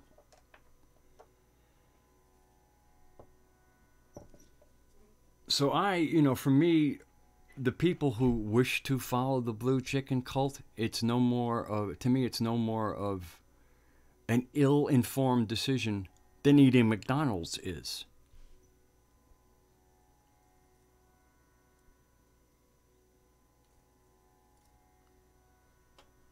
Or Taco Bell, or Burger King, or Wendy's, Chipotle's.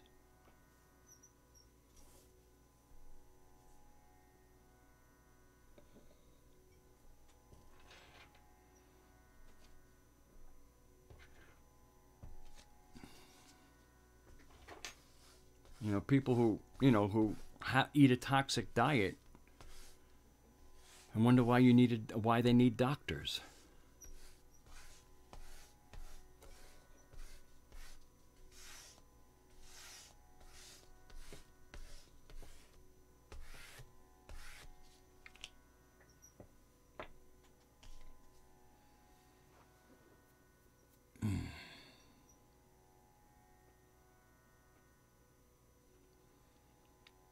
So the divine feminine and Sophia's correction are part,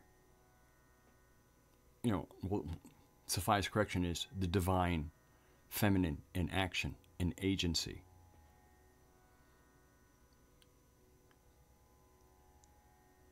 But do we want, just because she has agency, do we leave her to herself?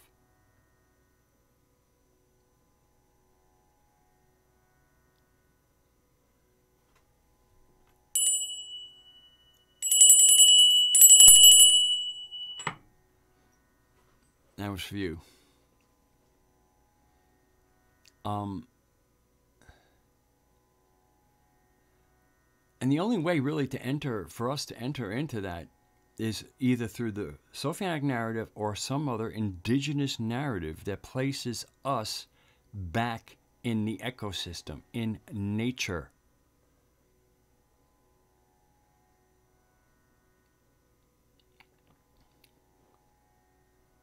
I was reading somewhere about sovereignty. Where do you derive your sovereignty from? I mean, maybe I was reading it on Minds, talking about, we're getting back your sovereignty. You get your sovereignty by knowing how you're sovereign. What's your lineage? What makes you a sovereign? What makes us sovereign? Because we're children of the sovereign is what makes us sovereign.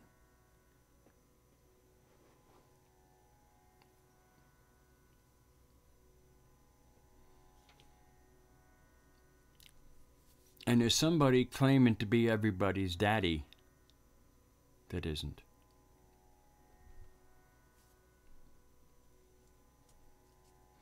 Like I said, there's definitely something in the biblical creation story and the Sumerian creation stories that make it look, that certainly makes it appear that the false daddy tried to get some kind of skin in the game.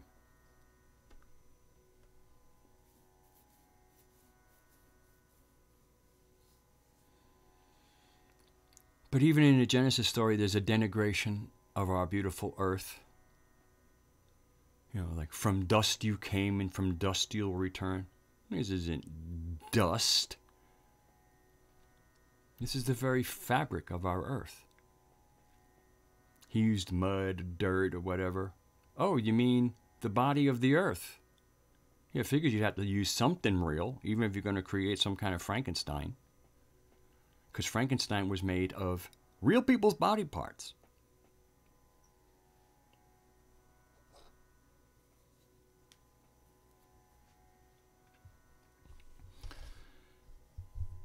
But if you don't know who your mother is, and that's one of the reasons also for matriarchy, you'll always know who your mother is. There can be no doubt who one's mother is, because that's where you come out. Who daddy is, there can be some real good stuff that adds up that daddy is 100% too. But there's unless you have people keeping calendars and visual records, who daddy is can almost be a question, but not who mama is. So anybody who wishes a little certainty in their reality, in their earth walk, know who your mother is and regain your sovereignty.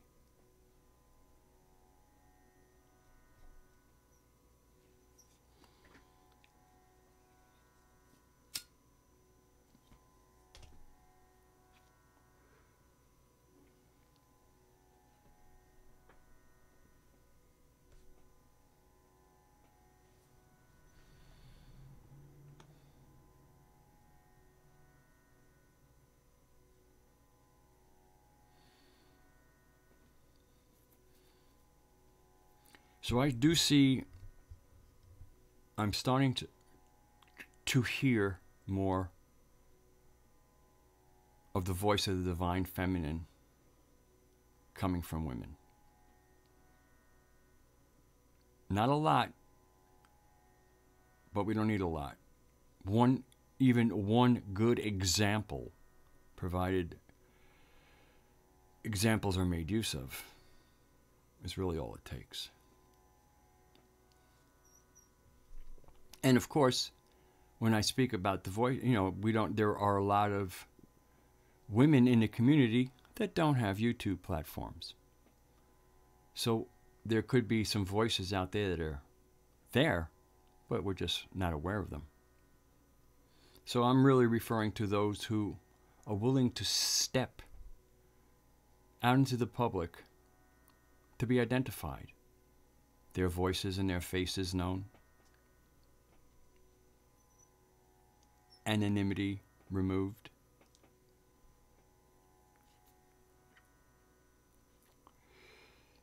And of course, what the legal name is not part of it.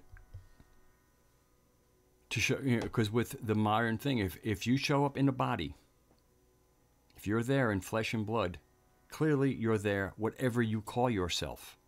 You don't need a legal status. It's obvious that you are a human animal on this earth. One does not need paperwork to establish that they are a human. Only in the world is paperwork required for the obvious.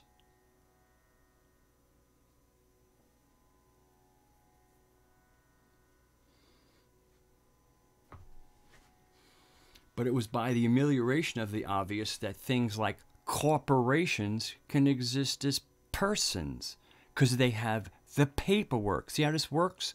By requiring paperhood that says that, in fact, this human being is a human being, means that things that aren't human beings can also get the paperwork and have equal standing in the law.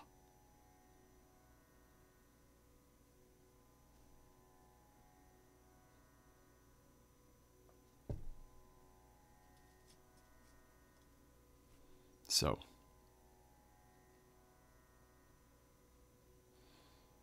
that's why whether, with the voices being heard, like that's why I said, if you see somebody, flesh and blood, it's like, well, what if they're not using their real name? It doesn't matter. That, you mean the tracking information? And one of the most pernicious things that has happened on the internet is when people dox others. And of course, doxing is possible because of this stupid fucking world with all its paperwork required to stand on the earth by the world.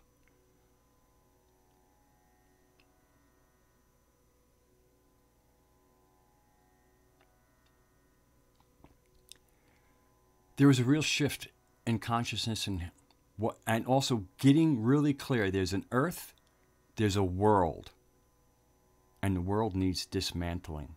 It needs Hulk smashing.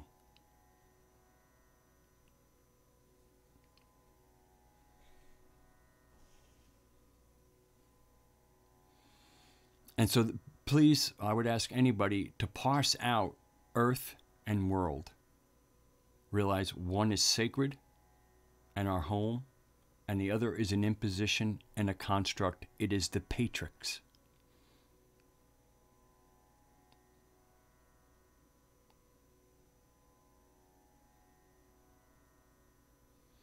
So, I guess I had a little bit of a fire in my belly tonight because I had no plans on doing a live stream.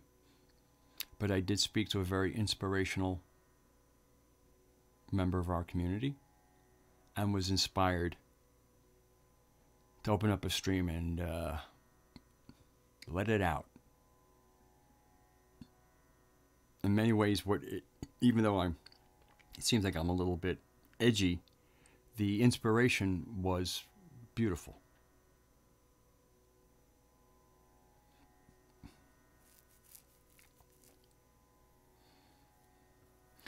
Well, something enjoy being, if for some reason, suddenly it became like, the biblical God is so old school and uncool. The new cool is Sophia. I mean, it would be a horrible way to get there, but those would be some lemons I think we can make some lemonade with.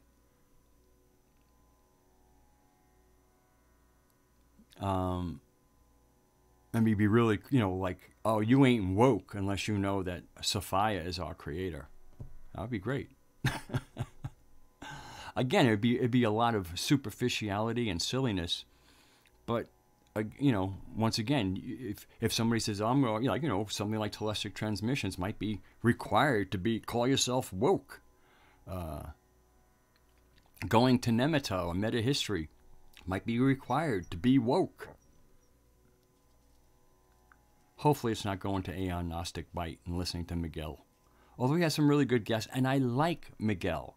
I really like Miguel O'Connor.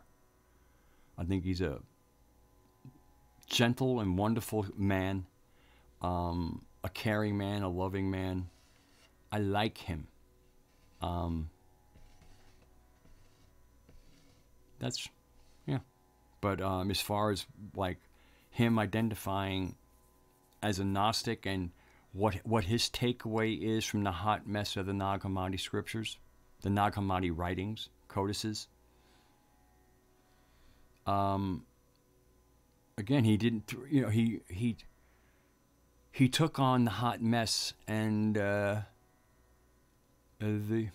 hot messes are sloppy, and so in many, and when Miguel is now doing some of his own private blogs rather than Aeon Gnostic Bite, and it's on an Aeon Gnostic Bite YouTube channel, and in the background you can see he has his altar kind of behind him. He's got a crucifix there. Not very Gnostic in my opinion, but if he wants to call himself a Gnostic, then it is Gnostic. I'm a Telestus or a Telestai, and that's one of the again. It's not for. Well, since Gnostic is a pejorative word to begin with, there's no sense in those of us who are kind of, in the Sophia camp to get into any kind of like, oh, that's not real Gnostic. I won't play that fucking game at all. And that's why I will go out and say, I'm subscribed to Miguel O'Connor. I like Miguel O'Connor. I disagree with some of his, with his cosmology. That's fine. And I address it. And that's it's just like, just in case there are people who are doing some investigation, exoteric investigation. And it's the exoteric that, to me, leads to the journeying, or the esoteric investigation, or the Gnostic investigation, as John likes to call it. And I do full Gnostic investigations on everything John says. And one of the reasons why I can support his work is because the Gnostic investigations come out great.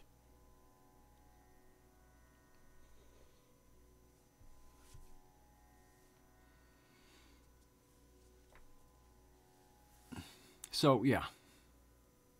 So I was inspired by the spirit of the divine feminine. I'll put it that way. And I was inspired by things that I saw last night. Some very human things, and then also some really quality human things as well.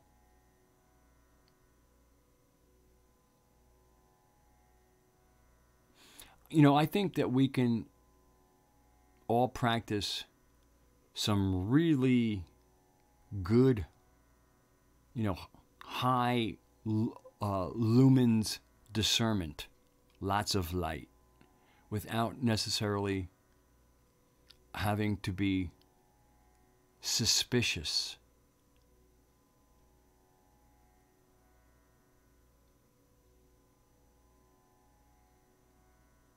Like, let us take Joe from the Carolinas' interview with Teresa Llanaros last night.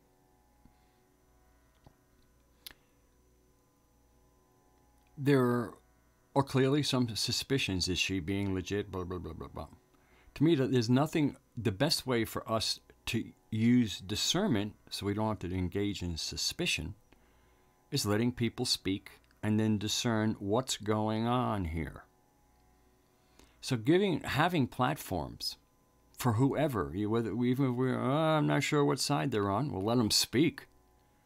And if they're blowing smoke up your ass, you'll see the smoke. And then, of course, there's those of us having further discussions on what occurred, what got said.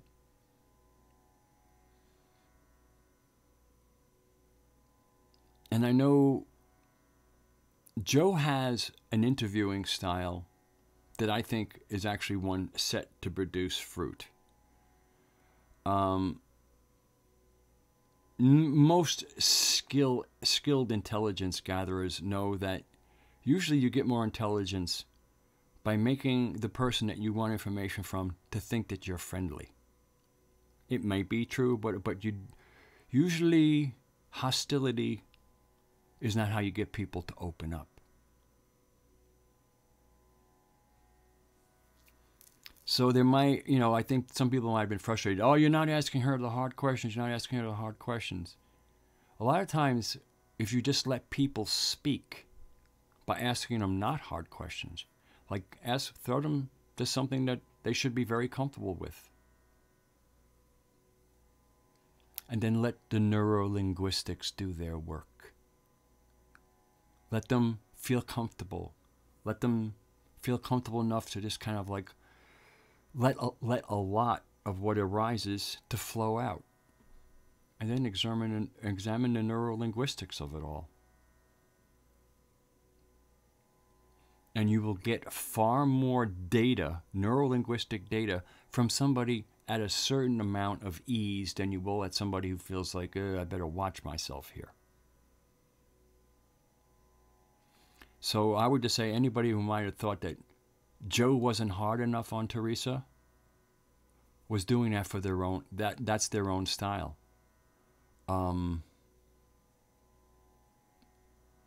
There's proper ways to fish.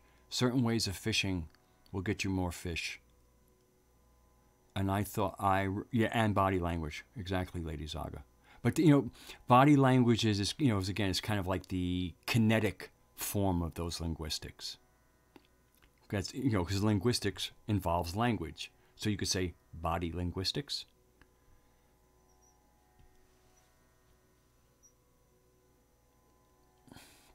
But thank you for putting that in there. Because we did. There were some really good comments last night. Like when Joe first came on with CW, people were commenting on what his body language was. People were commenting on the body language of Teresa Llaneros. That's discernment. That's discernment.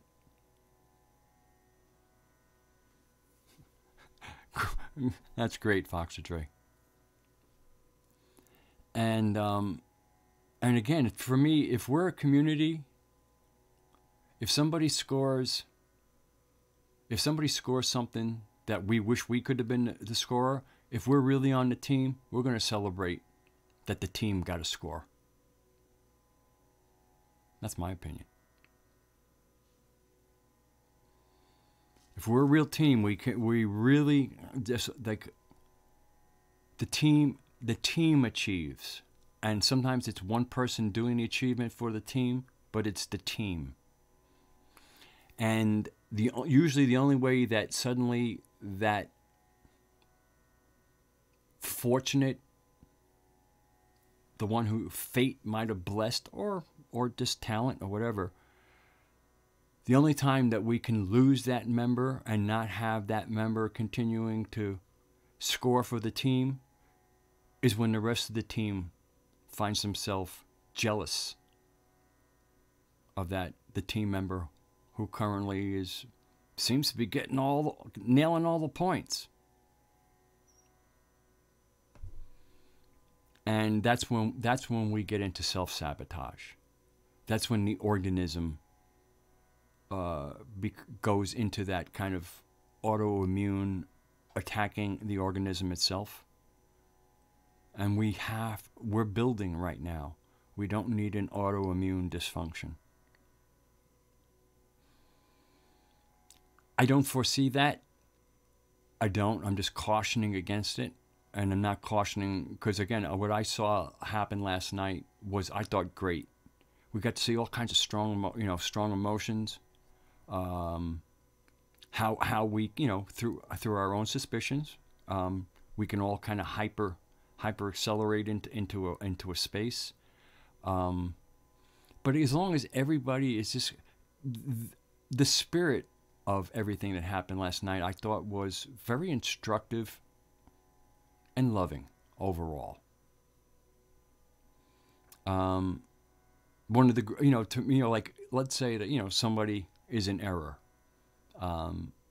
CW seemed to have admitted to Joe that he was in error about his suspicion. The graciousness in which he did that, to me, then makes a person who created an error in their correction. That's great instruction, because we can all screw up, and we will surely all screw up once in a while. And it's the ability to recover, not only personally, but within the community, and that's all done through love and understanding and compassion. And so when all was said and done with last night, I saw love, understanding, and compassion and wisdom.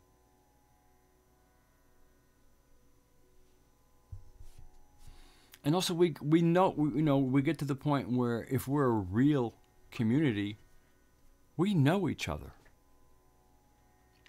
If you know CW, you know CW. But of course, like all of us, he's also a work in progress. There's growth. I mean, there could be, there's either coherence and negentropy, or there's the breakdown of coherence in which you get entropy. You become a closed system instead of an open system. That's really what's behind entropy, is the system closes. And then when in a closed system, it cannot renourish itself. Where in an open system, there's an open system, first of all, allows what is no longer useful to get out, and lets the refreshing aspect of things to come in. And that's what allows something to endure, is as it stays fresh.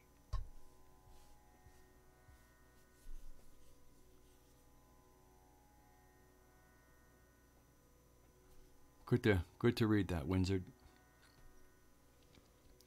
So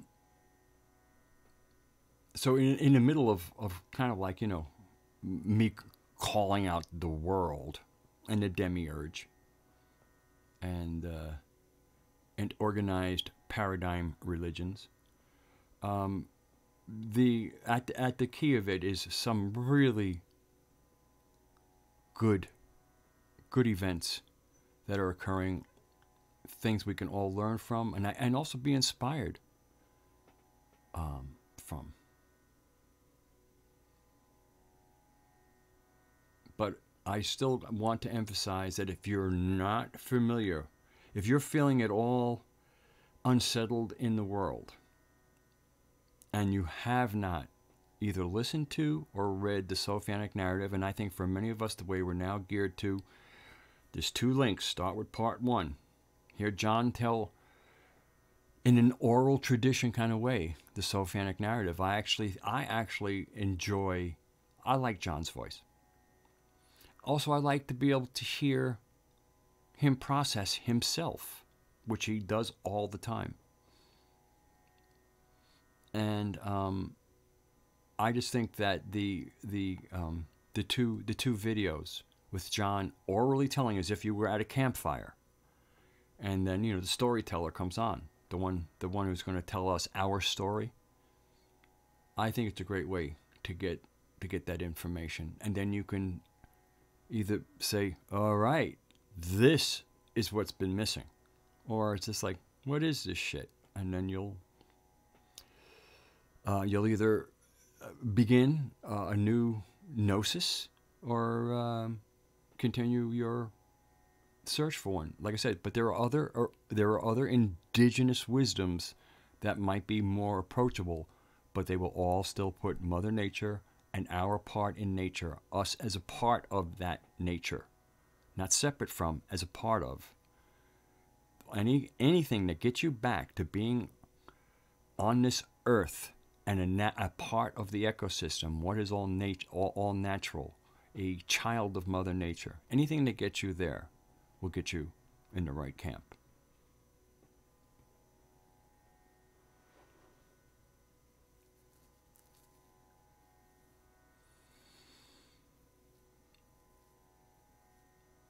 And so anyway, that's it. that's going to be it for this Saturday night Mystic Brew. I said, I almost, it's really more in many ways a telestic transmission, but that's Monday night. So, and my kind of hint that this wasn't just a typical Mystic Brew was the title, Divine Feminine in Sophia's Correction. That was like a little bit of a wink to the Telestai out there. This is going to be pretty much a telestic transmission. All right. Much love to you all. Stay aimed. And see you on Monday, 9 o'clock Eastern Time.